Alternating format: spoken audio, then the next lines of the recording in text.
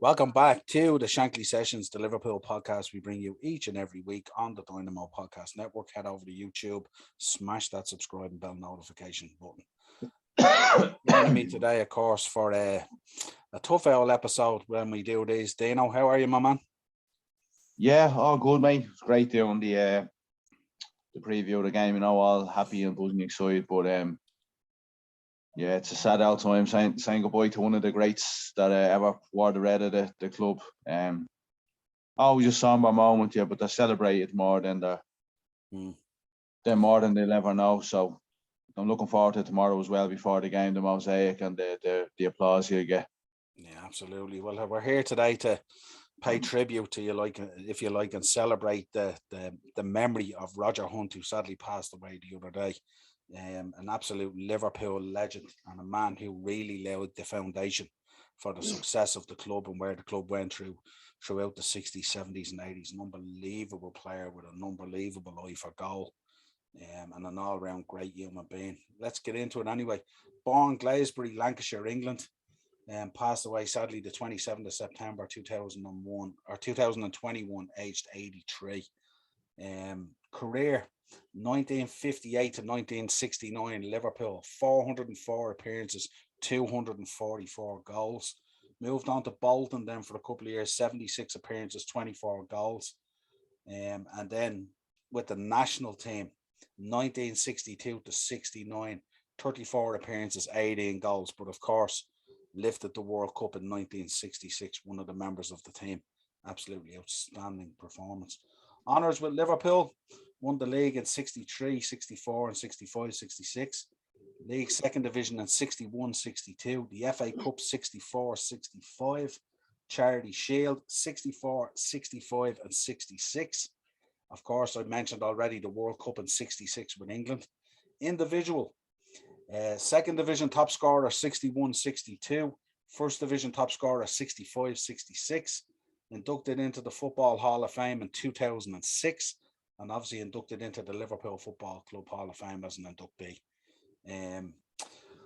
Where do we begin with this man? An absolute goal machine, but pivotal in the success and laying the foundation for Liverpool back then. Any thoughts? Yeah, first off, just want to say obviously my thoughts and my prayers go out to his family. But when we talk about celebrating the man, like you look at his 244 goals in 404 games. It's a goal every other game, nearly a goal. Phenomenal. Second only in the top scorer charts for the club, to Ian Rush. In my opinion, those two they'll never probably ever be touched on the goal scoring charts at Liverpool. As you said, laid the foundations for the club. But it's them 60s superstars that actually, the foundations were obviously there before they came in, but under Shanks and you Tommy Lawrence, Tommy Smith, Ron Yates, Ian Callaghan, Ian St. John, Roger Hunt, to name but a few. But those guys really did put the platform there, to get the club to where it is now.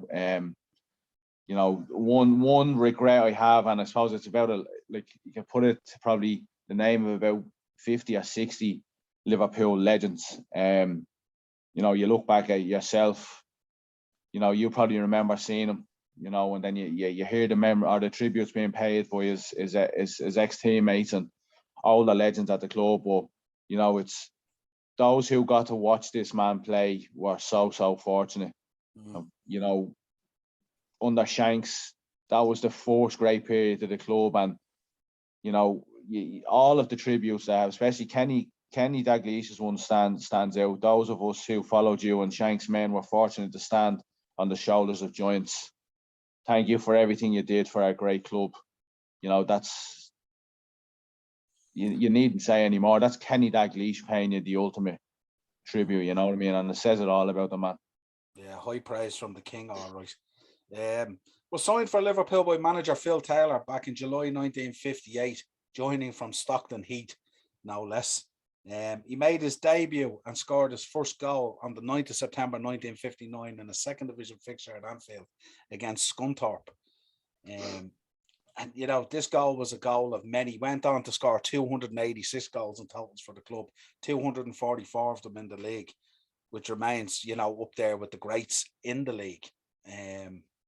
But a little known fact, on the 22nd of August 1964, he scored a goal against Arsenal after 11 minutes in a 3-2 home win. But this was the first ever goal featured on Match of the Day back then. So that's an amazing kind of What age were you then? I wasn't even spoken about then. The legend that is me wasn't even born at that stage. I'm 1972. Jeez, that shows you how far back. Jesus Christ, how far back to go. Yeah, it's crazy. Like when I'm a lot older, when you're a lot older, when Ben has kids, your Ben, I mean, you know, we'll be talking about how great Mo Salah was, how great Stevie was.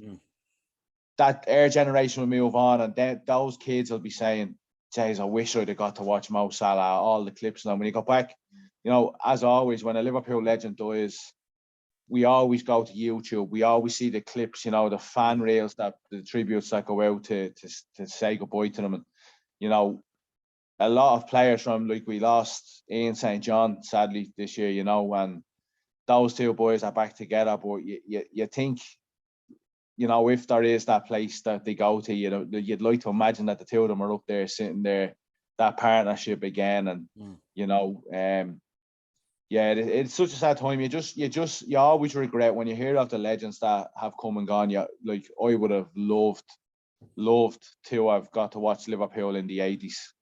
Would have absolutely. I'd give anything to go back and watch that team. All the European success, possibly one of the most dominating teams in football history. You know, it was kind of almost a given that Liverpool were going to win the league, and it was a fight out with the rest to see who finished second. So when you hear that Roger Hunt dies, and you see the tributes to him, and you watch the reels that they put out on Sky Sports or BBC One, I'd imagine there'll be one on Match of the Day tonight, paying homage to that honourable moment. So you just have that regret that you wish you could have watched the likes of him play, especially under the great man himself, Bill Shankly. Yeah, you sometimes think there has to be a boot room up there somewhere, doesn't there, with all these lads sitting around smiling down on the club. I'd say it's overloaded now, and the smell of smoke in the just filling the room. Yeah. Those soaking wet boots on the wall, stinking up the place and stuff and all, but they loved it. And you know what would have been the best thing about it? There wouldn't have been a fuck given. There'd be none of this about fixing the hair. There'd have been the boys in there. But imagine barefoot or in their flips or whatever, and just having a laugh. Can only imagine the stuff that was said. Boy, you'd love it to be a fly on the wall in those days, wouldn't you? Yeah, and I think for a lot of those boys as well, thick mustaches would be mandatory, wouldn't it? Graham Souness standing at the door one day, inspecting them with a ruler, saying, "Nah, too short, not today."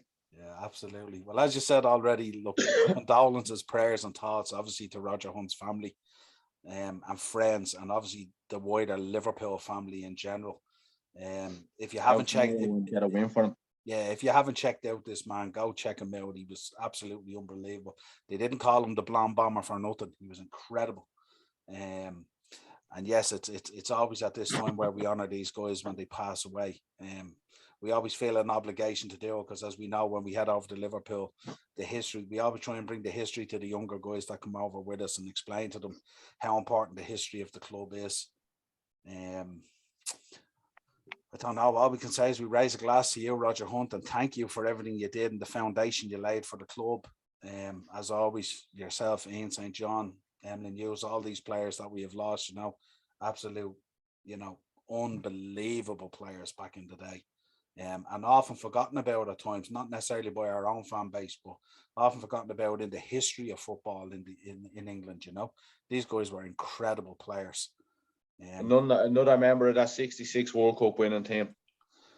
You know what I mean? Yeah, it's going quick, isn't it? They seem to be going quick, quickly, isn't it? Yeah, which is very, very sad, really. You know, doesn't seem long ago. It was 8 years old going to Anfield. No, 9 years old going to Anfield for the first time, and Robbie Fowler and Ian Rush were starting that day against QPR.